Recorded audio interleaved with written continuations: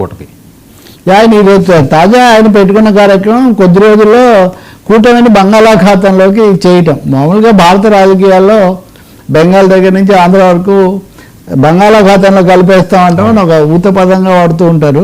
పులివెందుల్లో వెళ్ళారు కదా, పులివెందులో వెళ్ళి అక్కడ సొంత పనితో పాటు ప్రజా దర్బార్ చేశారు. ప్రజా దర్బార్కు భారీగా జనం వచ్చారు. సహజంగా వచ్చినప్పుడు వాళ్ళు అనేక సమస్యలు ఆయన దృష్టికి తేవటం, ఇది దయలేని ప్రభుత్వం, ఇది చాలా ఏమాత్రం లేని నిర్దయతో కూడినటువంటి ప్రభుత్వం, ఇంక ఈ ప్రభుత్వానికి ఎన్ని చెప్పినా ఒకటే, మీ సమస్యలను విని చెల్లించిపోయానని అక్కడ చెప్పారు. తర్వాత అరటి రైతులను వెళ్ళి పరామర్శించారు. ఈ అరటికి మేమున్నప్పుడు 20,000 రూపాయల డబ్బు విలువ వెల వచ్చేది ఖరీదు, ఇప్పుడు 2,000 కూడా రావట్లేదు, కనీసమైన చర్యలు కూడా తీసుకోవడం లేదు. రైతులు చాలా విపరీతంగా నష్టపోతున్నారు. రైతులకు ఇంత ఇస్తాము అంత ఇస్తాము, 30,000 ఇస్తాము 50,000 ఇస్తాము అన్నారు, కానీ ఏమీ చేతికి రావడం లేదు. రైతుల పట్ల దయలేని ప్రభుత్వం నిలబడదు.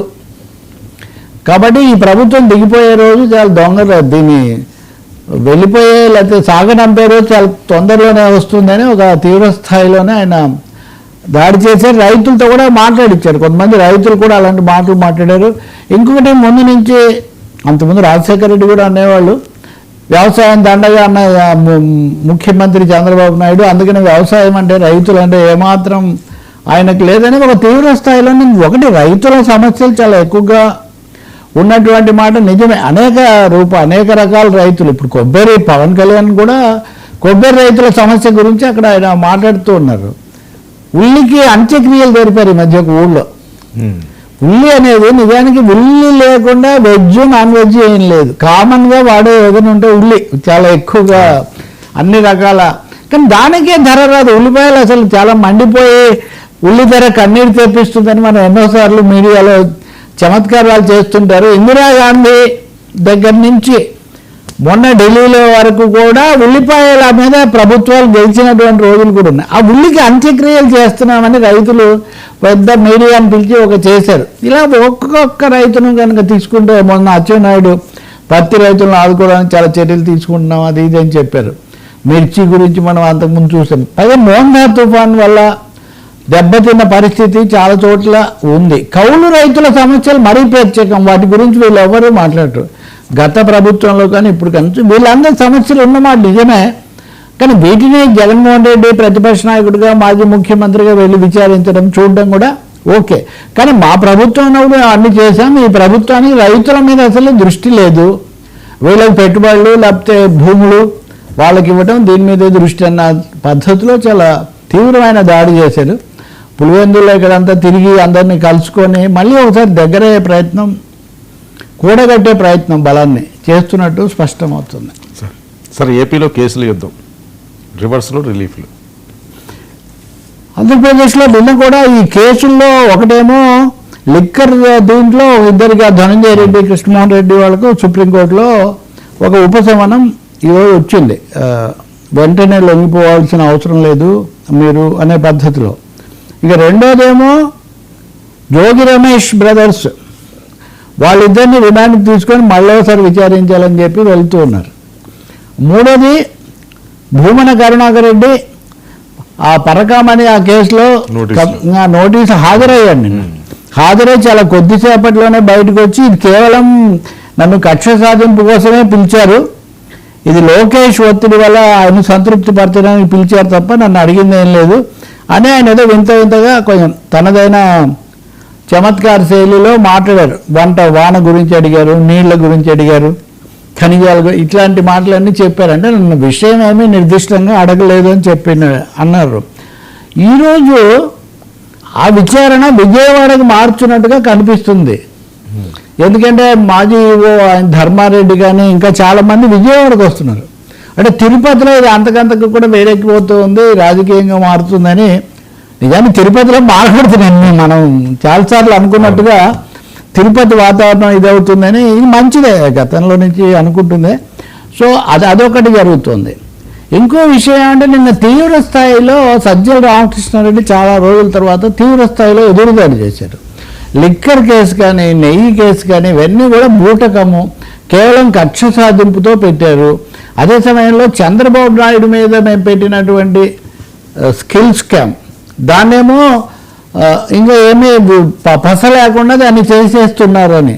డిజిటల్ కార్పొరేషన్ తరఫున అంతకుముందు ఉన్న అధికారి ఒక ఆయన అప్పుడు ఇచ్చిన మీకు నేను మొన్న చెప్పాను, ఆ 164 కింద అప్పుడు ఇచ్చిన స్టేట్మెంట్ చంద్రబాబు మీద అది ఇప్పుడు వెనక్కి తీసుకుంటున్నారు. అంటే ఇంక చంద్రబాబుని విచారించే అవసరం లేదు పెద్దగా అన్న పద్ధతిలో చేస్తున్నారు అని. ఏ విషయంలో కూడా సజ్జల రామకృష్ణారెడ్డి చెప్పేది ఏమంటే, మేము చేసిన కేసులో ఆధారాలతో మేము చేసాం, కానీ వాళ్ళు మటుకు వాళ్ళు చేస్తూ వచ్చిన ఆరోపణలు తప్ప దానికి నిర్దిష్టమైన ఆధారాలు ఏం లేవు.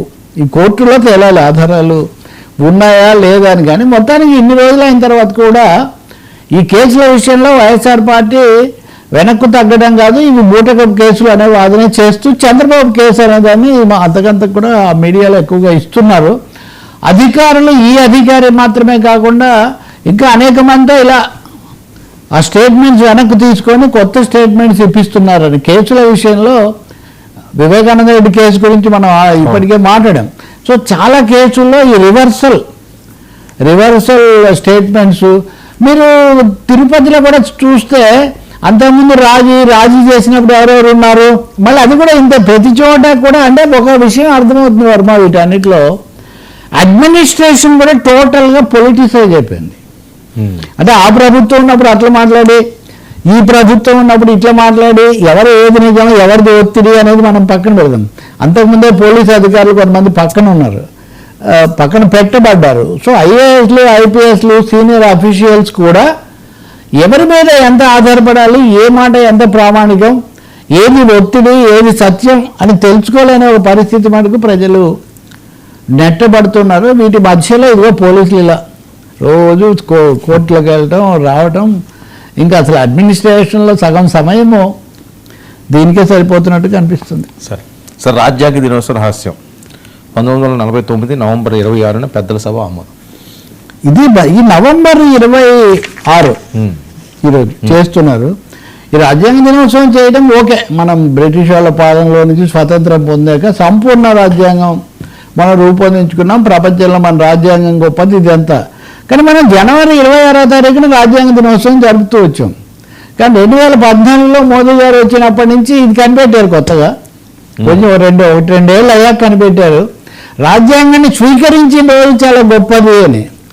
రాజ్యాంగాన్ని స్వీకరించిన రోజు గొప్పది అది ఇది అన్నప్పుడు సహజంగా అంబేద్కర్ని గురించి మనం మాట్లాడతాం. అంబేద్కర్ చైర్మన్గా ఉన్నారు కాబట్టి. ఈరోజు మోదీ గారు సభలో రాష్ట్రపతి గారు మాట్లాడారు, కాపాడుకోవాలన్నారు, మోదీ మాట్లాడారు, ఉపరాష్ట్రపతి ఇవన్నీ కూడా చేశారు. కానీ సర్దార్ వల్లభాయ్ పటేల్, బిర్సా ముండా ఇందులో చాలా ప్రత్యేక పాత్ర వహించారు. వాళ్ళని గురించి మనం తలుచుకోవాలి చాలా ఎక్కువ. వాళ్ళని తలుచుకోవడానికి వాళ్ళు తప్పకుండా గొప్ప యోధులే. కానీ అసలు రాజ్యాంగం మీద ఒకవైపున దాడి చేస్తూ జనవరి 26 రాజ్యాంగము లౌకిక సర్వసత్తాక ప్రజాస్వామిక లౌకిక గణతంత్ర రాజ్యం అనే మొత్తం వర్ణన అంతగా మింగుడు పడకపోవడం వల్లనే కొత్త రోజు ఒకటి తీసుకొని వచ్చి కొత్త మాటలు ఒకటి చెప్పడానికే ఈ నవంబర్ 26 అనేది కొత్తగా తీసుకొచ్చారు, అంతకుముందు లేదు. నవంబర్ 26